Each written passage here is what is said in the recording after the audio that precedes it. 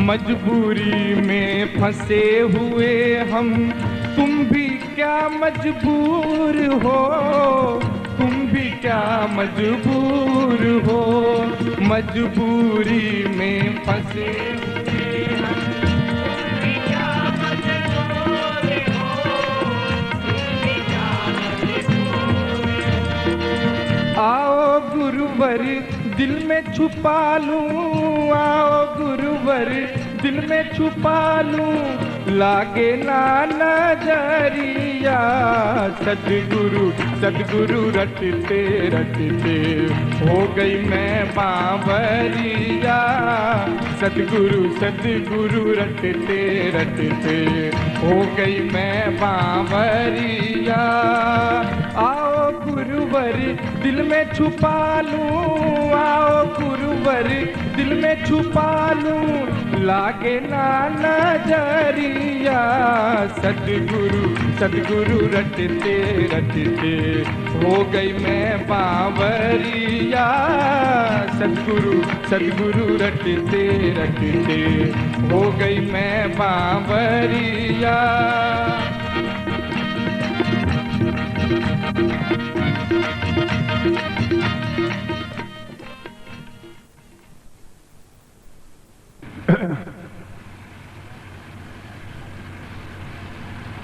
पानी गिला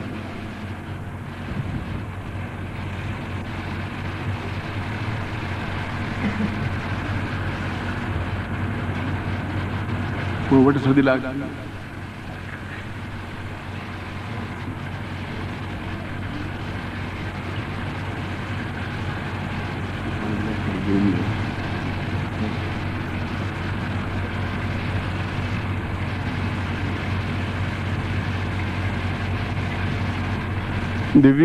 दिव्योर्णवादेव भवन्ततुल्यं पृथ्वी त्वया इन्द्रवदेन्यचिन्त्यम्।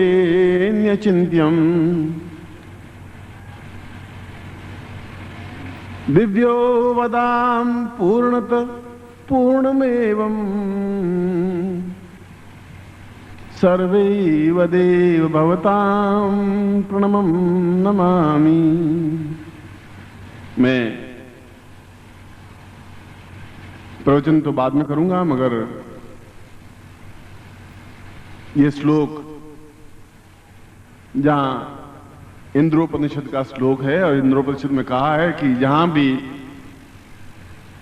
उच्च कोटि के योगी यति सन्यासी साधक होंगे, वहां पर और वहां की धरती को पवित्र करने के लिए मुझे आना ही पड़ेगा। और इंद्र आए और ये हमारे लिए प्रसन्नता की बात है और उनका स्वागत हमने और आनंद के साथ किया।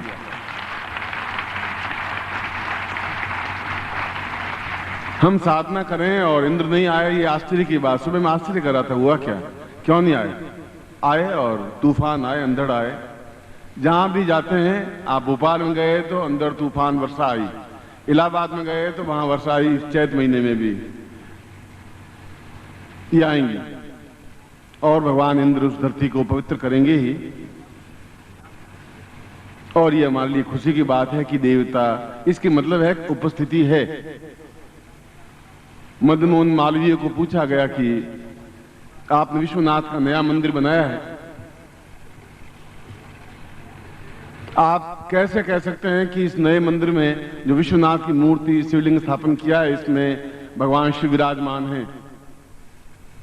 तो उन्होंने कहा कि तुम्हें कैसे मालूम कि उस मंदिर में से भगवान निकल गए या आ गए? ये तुम्हारी दृष्टि नहीं देख सकती।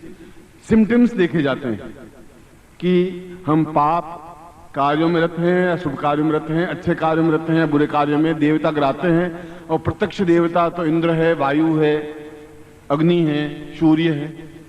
सूर्यो देवता, चंद्रमा देवता, वायु देवता, रुद्रा देवता, आदित्य देवता, मर्तो देवता, विश्व देवा देवता, नित्या देवता, वर्णो रुद्रो देवता सातभ्यम संपदे। यजुर्वेद के 2 अध्याय में मंत्र है कि ये सब देवता प्रत्यक्ष हैं। वायु को हम देखते हैं, वायु देवता है। अग्नि देखते हैं, प्रत्यक्ष है। इंद्र प्रत्यक्ष देवता है और आपके सामने अगर उपस्थित हुए हैं तो निश्चित रूप से यहाँ उच्च कोटि के सन्यासी आए हैं। और उनके सामने अगर मैं बात कह रहा हूं तो ये हमारे लिए और हमारी धरती के लिए, हम सब साधकों के लिए अत्यंत गौरव और प्रसन्नता की बात है। उन सबको हम ताली बजा करके, हमारे पास तो वही है कि उनका जयनाद करें।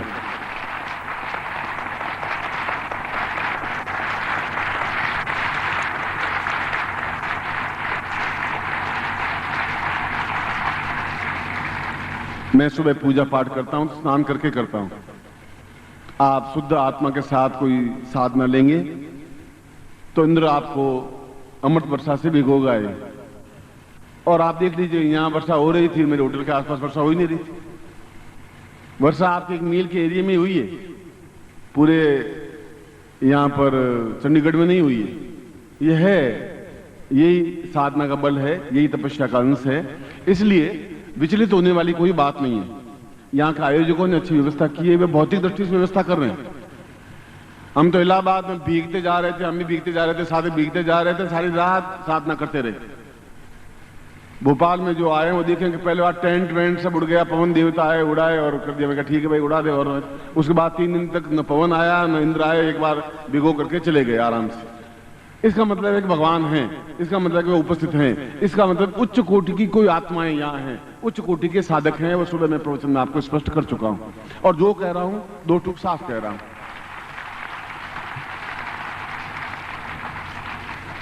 मनुष्य ही आगे जाकर के देवता बनता है, पुरुषोत्तम बनता है, श्रेष्ठ बनता है, राक्षस बनता है। मनुष्य की ही एक विशेषता है, ऊंचाई पर चढ़ सकता है, उतर सकता है, और हम ऊंचाई पर उठ रहे हैं।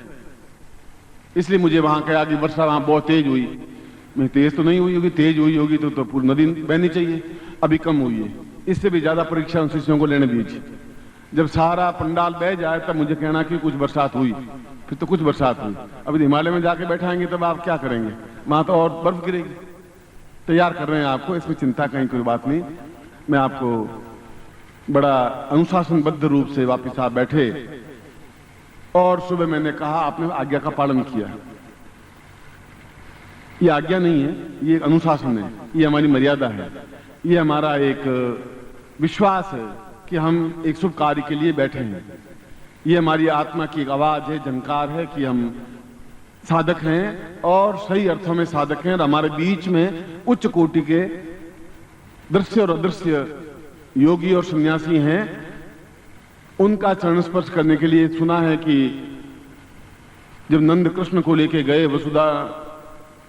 वासुदेव के पास से, और यमुना को पार करने लगे, तो ज्यों ज्यों वसुदेव आगे बढ़ते गए त्यों तो यमुना नदी उफनती गई और ऊंची उठती गई। उनके गले तक पानी आ गया, नाक तक पानी आ गया।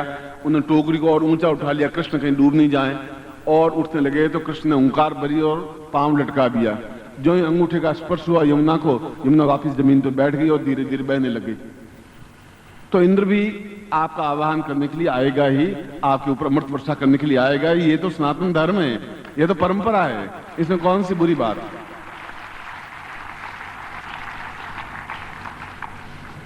ऐसा कहकर के मैं आपको सांत्वना नहीं दे रहा हूं, ऐसा कहकर कह रहा हूं कि आप में वास्तव में एक श्रेष्ठत्व आया है। मगर और ज्यादा श्रेष्ठत्व आए, पुरुष आए, फिर पुरुषोत्तम बने, फिर अद्वितीय बने। तो जीवन की इच्छा और आकांक्षा इतनी रह गई है कि जिन लोगों को, जिन पौधों को तैयार किया गुलाब के फूल बने, ऐसा कि उनकी महक से पूरी दुनिया महके, रक्त नहीं बहे, लड़ाई झगड़े नहीं हो, मारपीट नहीं हो, हिंसा नहीं हो, एक शांति, एक प्रेम, और वो प्रत्येक व्यक्ति के झंकार के माध्यम से होगा, आपके द्वारा होगा, श्रेष्ठ व्यक्तित्व के द्वारा होगा। लड़ाई झगड़ों से और मन में कुटिलता से नहीं हो पाएगा। और उसमें भी यह एक परंपरा है कि 1 लाख शिष्य हों तभी एक गुरु के संकेत से शांत होते हैं और अपने आप में अनुशासनबद्ध से रहते हैं। ऐसा ही आपने आज करके दिखाया है, चाहे साधना का क्षेत्र हो, चाहे प्रयोग का क्षेत्र हो। क्योंकि जो भी हमारे पास समय बचा है, ये 4 दिन, जो तो पूरा साल हमारा है, मगर चूंकि दिए हम दिवाली के ऊपर ही लगाते हैं, हर 365 दिन नहीं लगाते हैं कंगूरों पर, और अबीर गुलाल होली के समय में ही फेंका जाता है। और उच्च कोटि की दीक्षाएं गुरु पूर्णिमा के अवसर पर ही ली जाती हैं, और उच्च कोटि की साधनाएं गुरु पूर्णिमा के अवसर पर ही कराता है।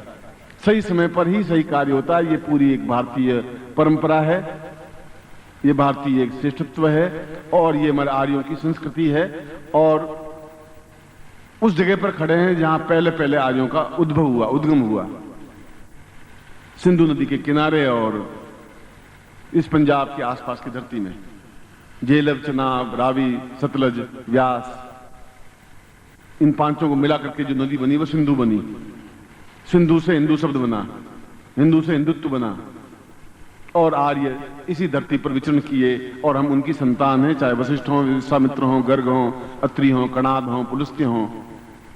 ये सारा हिमाचल का प्रदेश और पंजाब का प्रदेश अपने आप में गौरवान्वित है और यूं तो दिन के बाद रात आती ही है, मगर रात के बाद वापस रात नहीं आती।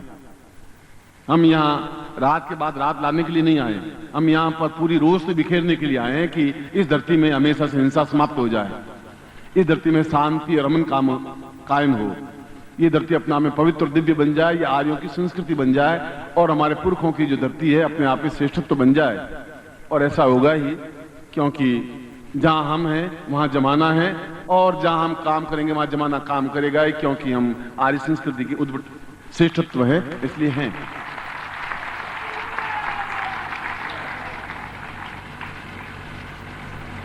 आज वर्षा की वजह से थोड़ा विलंब सा हुआ, मगर मैंने 7 बजे कहा था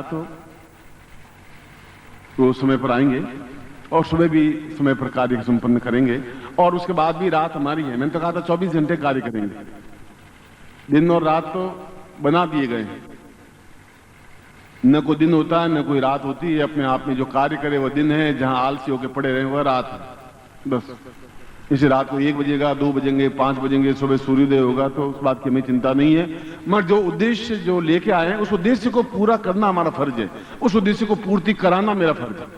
मेरा काम करना है आपको अत्यंत अद्वितीय बनाना, आपके मुकाबले में दूर से खड़े हो जाए फिर तुम्हें